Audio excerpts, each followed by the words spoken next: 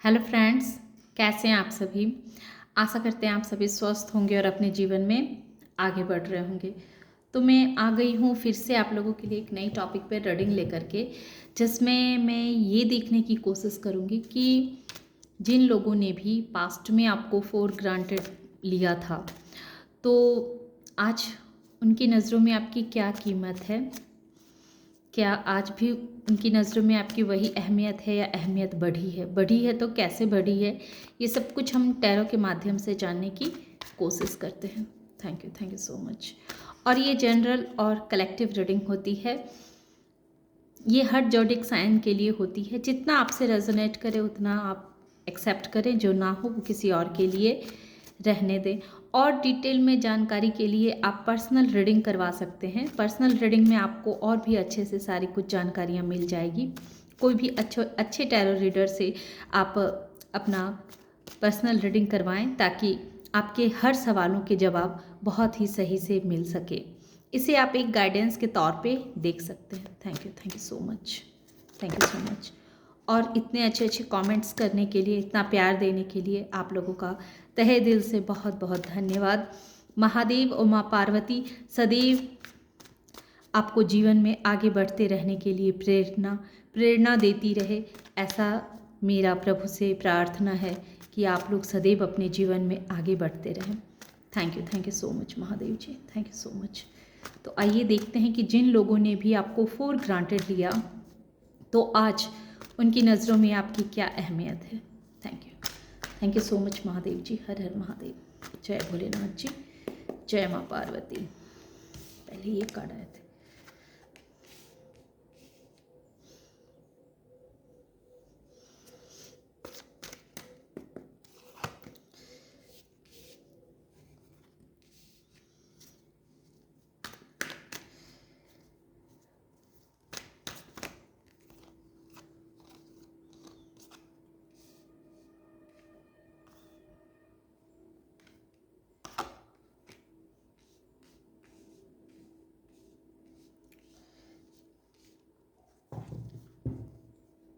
जो card reverse में आए हैं उन्हें हम रिवर्स में ही देखेंगे, लेकिन अभी हमने ऐसे रखा हुआ है। Thank you so much. Thank you universe, thank you so much. तो 2 किंग्स और एक क्वीन आई हुई हैं, अर्थात इतने कार्ड्स नहीं चाहिए गोविंद, कि अभी आपकी एनर्जी ऐसी हो चुकी है कि अब आप स्ट्रेट फॉरवर्ड बन चुके हैं। अब आप कोई भी कार्य करते हैं तो उसमें बहुत प्लानिंग के साथ और 2 तरह के सिचुएशनों को आप रखते हैं, और तब उसमें से जो सही आपको लगता है कि अगर ये मेरे प्लान फेल हो जाएंगे तो एक प्लान तो और मैंने रखा हुआ है, उस प्लान को हम ध्यान रख करके कार्य करेंगे, और वैसे ही आप कार्य करते हैं।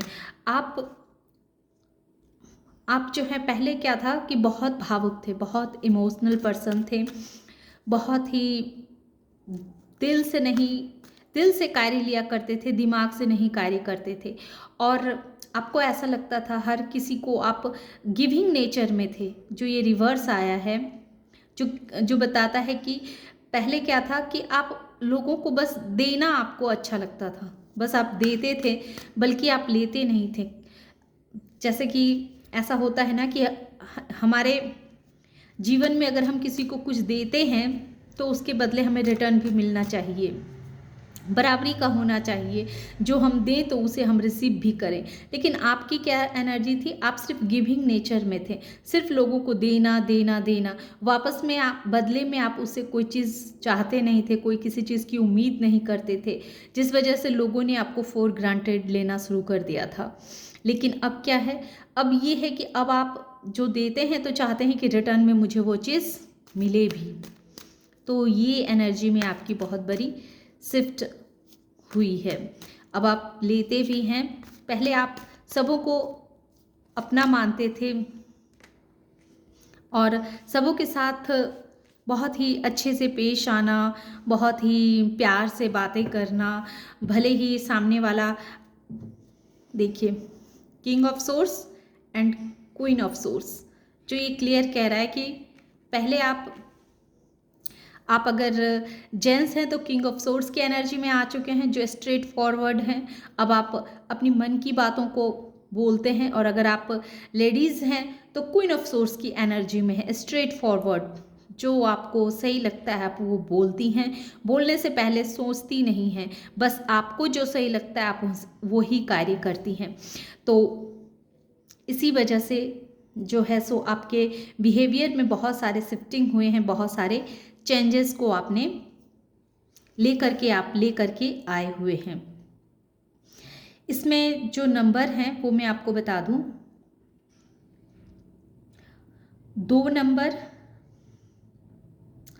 और 6 नंबर, 10 नंबर और 14 नंबर, यानी 2 नंबर जो हैं वो बहुत ही यहाँ पे स्ट्रॉन्ग हैं।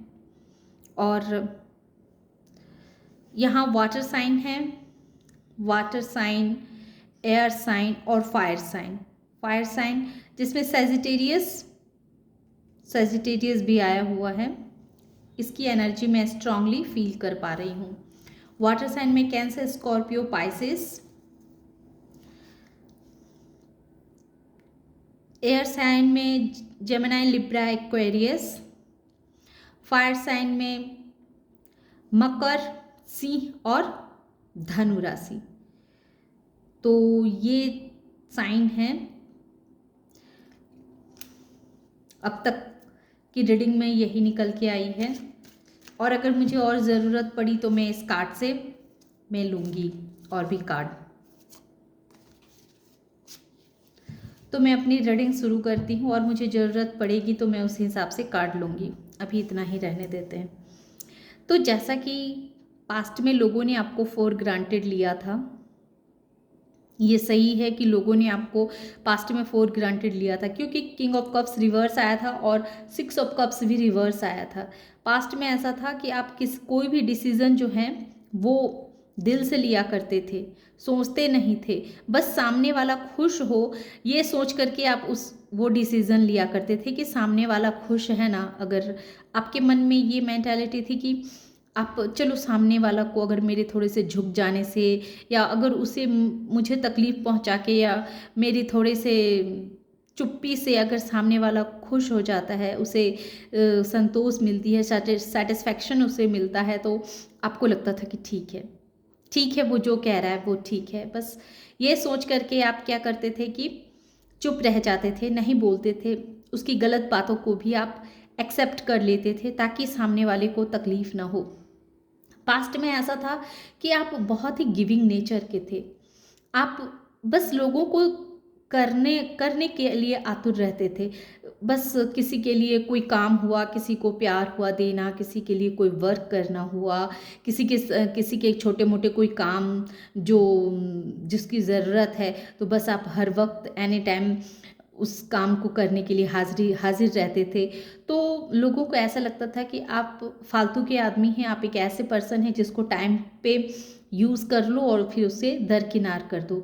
और आप क्या था, पास्ट में अपने मन की बातों को कहते भी नहीं थे, बस मन में दबा के रखते थे कि सही ठीक है, किसी तरह से मुझे इस इंसान का साथ मिले, इस इंसान का प्यार मिले, तो इस वजह से अगर मैं थोड़ा सा झुक भी जाऊं तो क्या ही फ़र्क पड़ता है।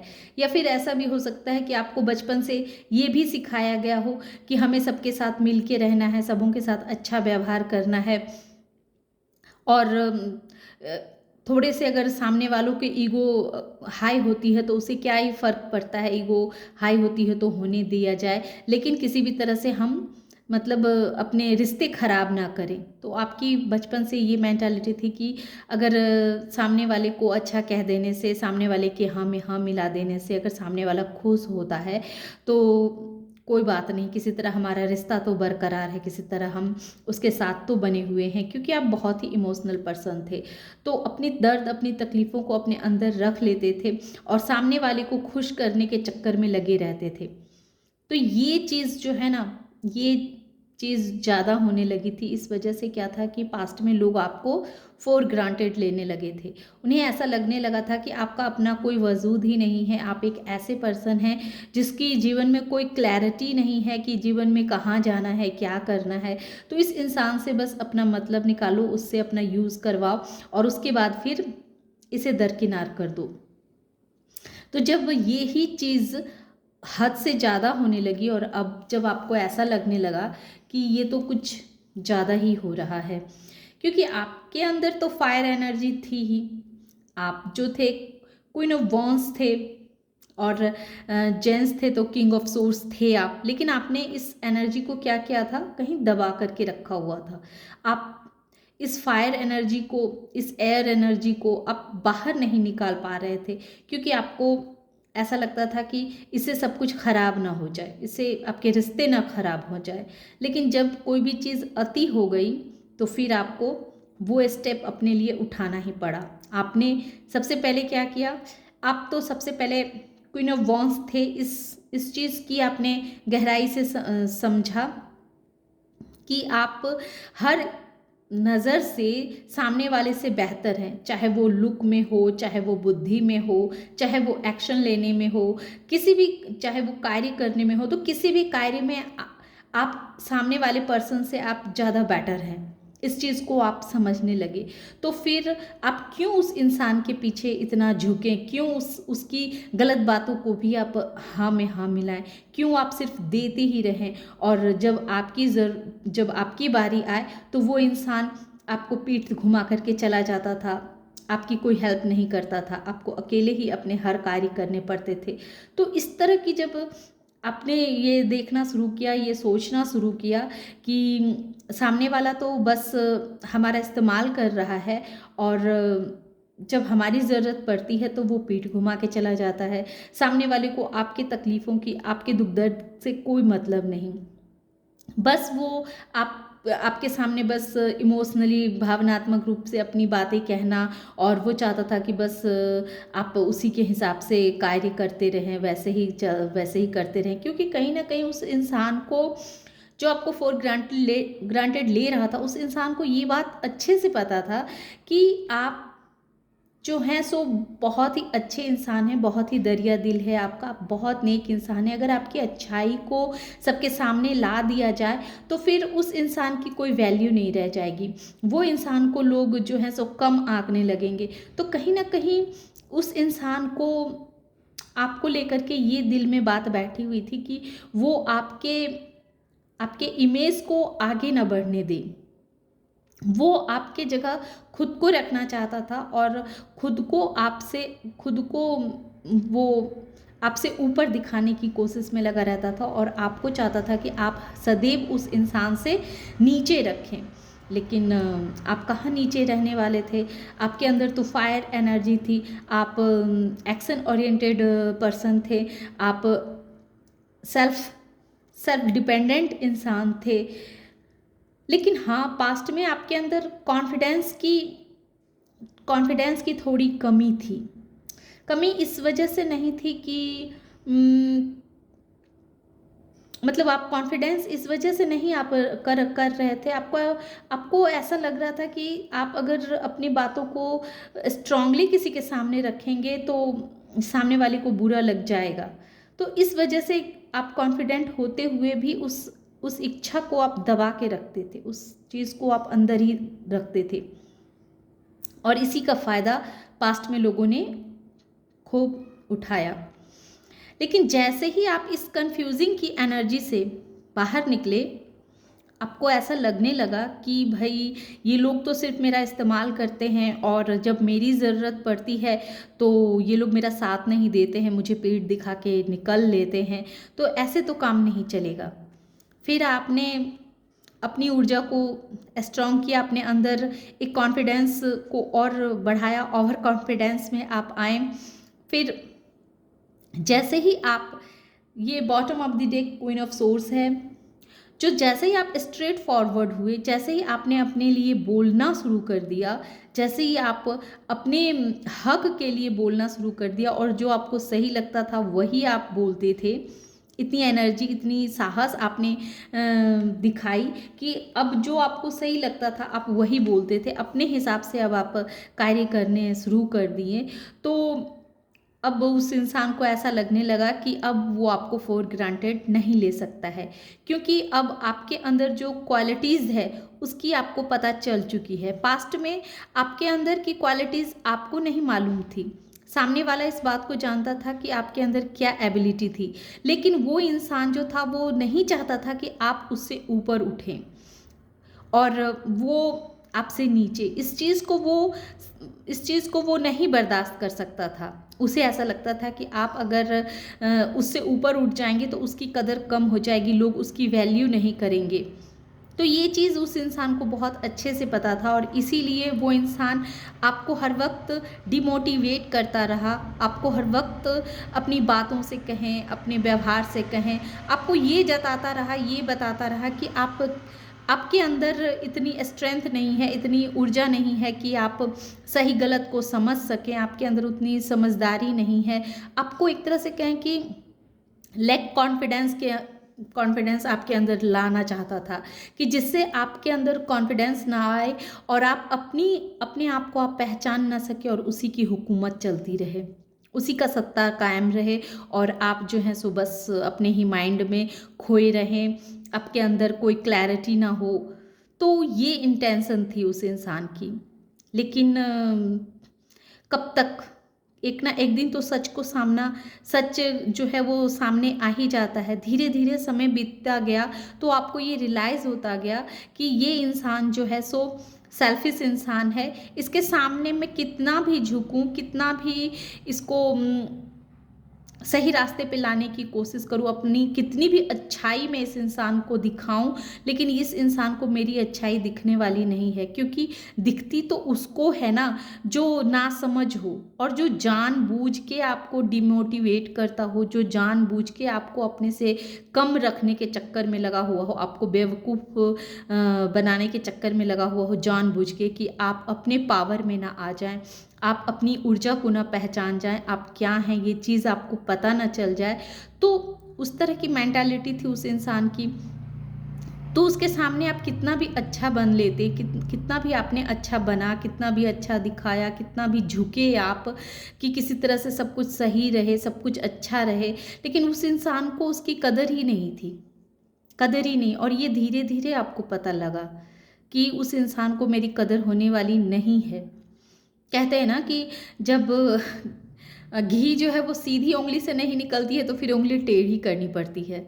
तो वही वो कहावत आपके ऊपर सही बैठती है कि जब आपको लगा कि भाई मैं तो अपने तरफ से इतना अच्छा बन के देख लिया, इतना झुक के देख लिया, अपने मन को मार करके देख लिया कि ये जैसे कहे वैसा ही करना है, उसी हिसाब से चलना है, लेकिन इससे तो और ये मेरा फ़ायदा ही उठाते जा रहा है। इस इंसान को अब ये लगने लगा है कि सच में ये बहुत ही अच्छा पर्सन है और मैं सबसे बुरा पर्सन हूँ, मेरे अंदर कोई काबिलियत नहीं है, मैं बेवकूफ़ हूँ। तब फिर आपने अपने लिए एक्शन लेना शुरू कर दिया। फिर आपने जैसे ही अपने लिए एक्शन लेना शुरू कर दिया वैसे ही आपके रिश्ते भी सुधरने लग गए, क्योंकि जो इंसान आपको जानबूझ के आपको हर वक्त नीचा दिखाने की कोशिश में लगा रहता था, जानबूझ के आपको हर वक्त डिमोटिवेट करता रहता था, लोगों के सामने में आपकी छवि को ख़राब करने में लगा रहता था, लेकिन जैसे ही आप अपनी पावर को समझे, अपने पावर में आप आए, वैसे ही आपके जीवन में खुशियाँ भी आने लगी, आपके रिश्ते भी पहले से बहुत ही अच्छे होने लगे। आपने अपने ऊपर बहुत सारा वर्क किया, क्योंकि इतने सारे टॉर्चर सहने के बाद कहीं ना कहीं आपका जो एक कॉन्फिडेंस था वो बहुत हद तक बहुत हिल सा गया था। बहुत आपके अंदर उस पर्सन ने बहुत डर पैदा करके रख दिया था, एक ऐसा डर, एक अनजाना सा एक डर जो आपको लगता था पता नहीं आप ये सब कुछ कर भी पाएंगे कि नहीं कर पाएंगे, आप जो भी कार्य करेंगे वो सही होगा कि नहीं होगा। लेकिन जैसे ही आपने अपने लिए आवाज़ उठानी शुरू की, आपके परिवार में खुशियाँ आने लग गई, वैसे ही आपका कॉन्फिडेंस भी हाई होता चला गया, बढ़ता चला गया। और धीरे धीरे करके, धीरे धीरे ही सही, इस कंफ्यूजिंग की एनर्जी से अब आप बाहर निकल चुके हैं। जो आप पहले पास्ट में हर वक्त कंफ्यूज रहा करते थे, हर वक्त आपको लगता था कि आप गलत हैं, वही इंसान सही है, क्योंकि आपको बचपन से ये सीख दी गई थी कि घर परिवार में शांति बना के रखना है। भले ही सामने वाला कितना भी आपके साथ कैसा भी व्यवहार क्यों ना कर ले, उसे सहन करना है ताकि घर में शांति रहे, घर में सुकून रहे। तो इस मेंटालिटी के आप थे। लेकिन वो इंसान जो आपको हर वक्त दबाता रहता था, आपको हर वक्त ऐसा ऐसा आपके सामने वो आपको दिखाता था कि आप किसी लायक नहीं हैं, क्योंकि वो आपके अंदर की खूबियों को वो जानता था कि अगर आपकी अच्छाई सबके सामने बाहर आई, आपकी नॉलेज सबके सामने बाहर आई, तो वो इंसान की कोई कदर नहीं रह जाएगी, फिर लोग आपको ही ज़्यादा अहमियत देंगे। तो ये जो उसकी एक सेल्फिनेस थी, उस सेल्फिनेस को उसने इस तरह से आपके सामने प्रिटेंड किया कि वो आपको ही गलत ठहराना शुरू कर दिया, उसने आप पे ही ब्लेम लगाना शुरू कर दिया, ताकि उसकी जो है सत्ता बरकरार रहे, लोग आपको गलत समझे, आपको बेवकूफ़ समझे। इस तरह की उस इंसान की मेंटालिटी थी। लेकिन जैसे ही समय बीतता गया और आपको ये समझ में आने लगा कि ये इंसान सिर्फ मेरा फ़ायदा उठा रहा है, मेरी अच्छाई का, मेरी सच्चाई का ये सिर्फ फ़ायदा ही उठा रहा है, बदले में मुझे क्या मिल रहा है? बदले में मुझे बस एक बदनामी मिल रही है, उस लोगों की बहुत सारी बुराइयों का सामना करना मिल रहा, लोगों का गॉसिप मिल रहे हैं कि लोग गलत वे में मेरी इस अच्छाई को ले रहे हैं। मैं तो पॉजिटिव वे में इस इंसान के सामने रहता हूँ, लेकिन मेरी पॉजिटिव को वो नेगेटिविटी बना करके दूसरों के सामने प्रिटेंड करता है और मेरी अच्छाई का ये फ़ायदा उठाता है ताकि उसकी सत्ता जो है उस घर में बरकरार रहे। तो जैसे ही आपको ये चीज़ समझ में आई कि ये इंसान ऐसा इंसान है जो अपना स्वार्थ के लिए मेरी छवि को खराब करने पे लगा हुआ है, और वैसे ही फिर आपने अपना एक्शन लेना शुरू किया। आपने दिखा दिया कि आप किसी से कम नहीं हैं, आप फिर क्वीन ऑफ सोर्स की एनर्जी में आ गए। लेकिन इससे ये तो क्लियर नहीं हुआ यूनिवर्स की मेरे जो व्यूवर्स हैं उनकी कदर बढ़ी कि नहीं बढ़ी। ये तो अब तक की इनकी कहानी है गोविंद, ये तो कहानी है। मेरा इंट्यूशन कह रहा है कि इसी कार्ड से देखें। Okay, thank you so much Mahadev ji. ये तो अब तक की कहानी है प्रभु। अब मुझे ये बताएं कि जिसने हमारे व्यूवर्स की कदर नहीं की पास्ट में, अपने स्वार्थ को आगे रखा और सामने वाले को इतना टॉर्चर किया कि उसके अंदर का कॉन्फिडेंस हिल जाए, उसे खुद लगने लगे कि वो जो है सो कोई काम का नहीं है, ऐसा दिखाना उसने शुरू किया सिर्फ अपनी सत्ता बरकरार रखने के लिए। तो क्या उस इंसान की नज़रों में हमारे जितने भी व्यूवर्स हैं उनकी अहमियत बढ़ी है? Thank you so much universe, thank you so much.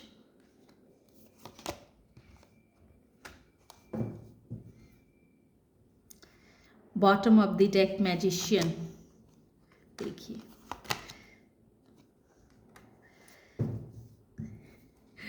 Magician है तो जी हाँ, बिल्कुल उस इंसान की नज़रों में आपकी अहमियत बढ़ी है, क्योंकि वो जो धूर्त इंसान था उसे अब समझ में आ चुका है कि अब उसका जो ये मुखौटा है वो सबके सामने आ चुका है, उसकी सच्चाई सबके सामने आ चुकी है। अब उसका झूठ आपके सामने चलने वाला नहीं है। उसने हमेशा ये दिखाने की कोशिश की कि वो बहुत ही मेहनती है, आप मेहनत से दूर भागते हैं, वो बहुत मेहनत करता है जीवन में आगे बढ़ने के लिए बहुत मेहनत करता है। तो ये मेहनत का कार्ड रिवर्स आया है। वो मेहनत नहीं करता है, बल्कि उसकी सारी जो मेंटालिटी है वो सिर्फ दिखावटी है। वो सिर्फ स्वार्थ के लिए मेहनत करता है, वो सिर्फ अपना कार्य सिद्ध करने के लिए कोई भी कार्य करता है। उसके अंदर मेहनत करने की कोई क्षमता नहीं है, जीवन में आगे बढ़ने की कोई क्षमता नहीं है। और उसके इस व्यवहार से, उसका जो ये व्यवहार है, ये व्यवहार उसे अब उसी के ऊपर भारी पड़ रहा है। अब वो इंसान अब ऐसा होते जा रहा है कि अब वो मेहनत करने के लायक ही नहीं रह गया है। ये डेथ कार्ड जो रिवर्स आया है, जो ये दिखा रहा है कि उसके जीवन में एक नया शुरुआत आ रही है, एक नया शुरुआत, एक ऐसा शुरुआत जिसमें वो बहुत सारे बर्डन में जाने वाला है। उसके कंधों पे बहुत तरह का ऐसा बोझ आने वाला है जो इंसान उस बोझ तले दबने वाला है। और ये मैजिशियन जो आपकी एनर्जी निकल के आई है, जो अब उस इंसान को आपकी कदर हो रही है, क्योंकि आप स्ट्रेट फॉरवर्ड इंसान बन चुके हैं। अब आप अपने हिसाब से अपने जीवन को आगे लेकर के चलते हैं और हमेशा आप अपने साथ 2 प्लान को साथ में लेकर के चलते हैं। तो ये सब चीज़ क्लियर दिखाता है कि अब आपकी अहमियत बढ़ने लगी है और इस वजह से भी वो इंसान अपने आप पे बहुत बड़ा बर्डन फील कर रहा है कि उसकी सारी चतुराई जो है वो सामने आ गई है, उसका जो नकाब है वो आपकी नज़रों से हट चुका है और अब वो आपके साथ किसी तरह का कोई धोखा नहीं कर सकता, किसी तरह का कोई दिखावा नहीं कर सकता, क्योंकि शनिदेव जो हैं सो शनिदेव की नज़र अब उस इंसान पे पड़ चुकी है। तो शनिदेव तो जानते हैं किसी को बख्शते नहीं हैं, हर इंसान को उसके कर्मों की सज़ा अवश्य ही देते हैं। तो अब टाइम आ चुका है कि उस इंसान को उसके कर्मों की सज़ा मिले। अगर वो समय रहते आपकी कदर कर लेगा तो हो सकता है कि इस बात को वो दिल से एक्सेप्ट कर लेगा कि हाँ, आप वो नहीं हैं जिसने लोगों के सामने जो आपकी छवि दिखाई है, आप उससे कहीं अधिक बेहतर हैं। इस चीज़ को अगर वो स्वीकार कर लेगा और आपके साथ जो उसका एक शतरंज की चाल जो वो आपके साथ हमेशा चलते रहता है, तो इस व्यवहार से अगर वो खुद को इस व्यवहार में वो परिवर्तन लेके आएगा, आपके साथ वो गेम खेलना अगर बंद नहीं किया तो उसकी हालत बहुत ख़राब होने वाली है। आने वाले समय में उसकी स्थिति जो है वो बहुत ही दयनीय स्थिति होने वाली है। तो ये थी छोटी सी रीडिंग। आशा करते हैं कि आप लोगों को ये रीडिंग पसंद आएगी। रीडिंग पसंद आती है और इस एनर्जी से खुद को कनेक्ट कर पाते हैं तो वीडियो को लाइक कीजिए, शेयर कीजिए और सब्सक्राइब भी कीजिए। Thank you.